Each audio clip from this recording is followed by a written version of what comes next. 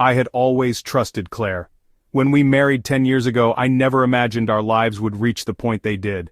We built a life together, or so I thought. It was the small things, her sudden, unexplained absences, the late nights out with friends I never met, and the guarded demeanor with her phone, that began to pile up. But it was the text notification I accidentally saw that shattered the illusion.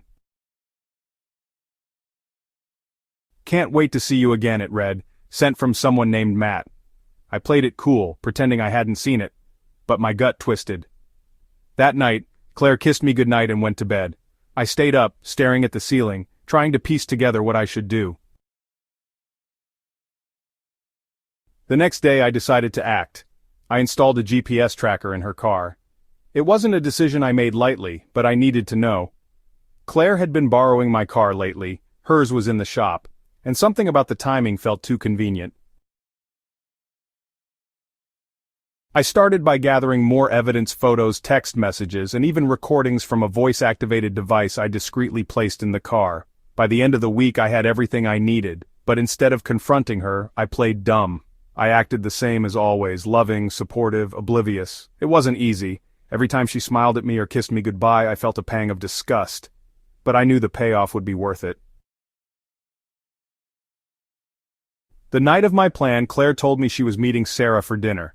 I feigned a smile, kissed her on the cheek, and wished her a good time. As soon as she left, I grabbed my keys and followed the GPS tracker. Sure enough, she was headed back to the motel. When I arrived, I waited until they were inside. Then I took action. First, I slashed 2 of the tires on my car. The one Claire had driven there. Not all 4, that would be too obvious. Then I removed the spark plugs from the engine. There was no way they'd be driving it anywhere tonight. I waited until they started walking, then pulled up alongside them.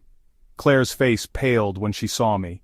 "Need a ride?" I asked, my voice dripping with mock kindness. "Mark, I can explain," she started, but I cut her off. "Save it. Get in or keep walking. Your choice."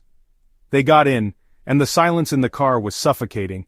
Claire sat in the passenger seat, her eyes darting toward me nervously, while Matt fidgeted in the back. I could feel the tension radiating off both of them. I didn't drive them home. Instead, I took them to a desolate stretch of road near the edge of town.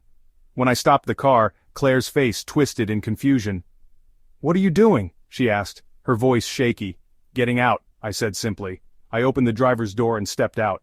Before either of them could react, I reached into the back seat, grabbed their phones, and tossed them into the nearby river. "Mark, stop!" Claire screamed, but it was too late.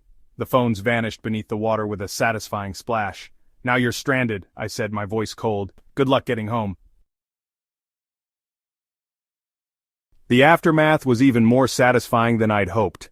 Claire showed up at the house hours later looking disheveled and humiliated. She begged for forgiveness, but I was done.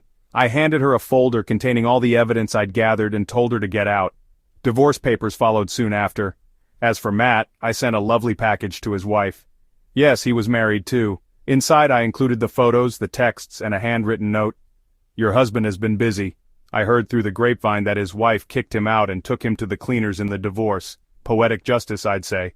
Now, months later, I'm rebuilding my life. It hasn't been easy, but there's a strange peace that comes with knowing I stood up for myself. Claire and Matt's actions didn't break me. If anything, they made me stronger. And every now and then, when I pass that stretch of road where I left them stranded, I smile. It's a reminder that karma has a funny way of working itself out.